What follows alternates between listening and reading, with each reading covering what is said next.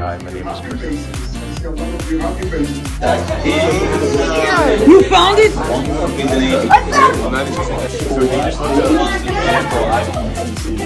I learned quite a lot because beforehand I didn't really know that much about cybersecurity, but I was always like kind of interested in learning. I would recommend this to other people just because like it's a very introductory level course. Like anybody can like just hop right into it, even if you have no background in computer science. Like you'll be able to catch on really quickly, and everybody here is just learning too, and everybody's willing to help you. Like it's a really good like learning environment. I believe that this would educate them more, and they need to know the information because there's so much out there that you have to worry about, and you have to protect yourself. So I think this is really good information for them to have. Yes, I think everybody should have this, even basic knowledge. Like I was just thinking, like when my classes come back on Monday from vacation, my computer tech classes, I'm just gonna go over like the password thing, because a lot of them probably have passwords that are easy to remember, that associate with them, and that's not good to have. So I'm definitely gonna use this. I had a good time, and I really enjoyed this, and I would do this again. So and the thing that I really liked about cybersecurity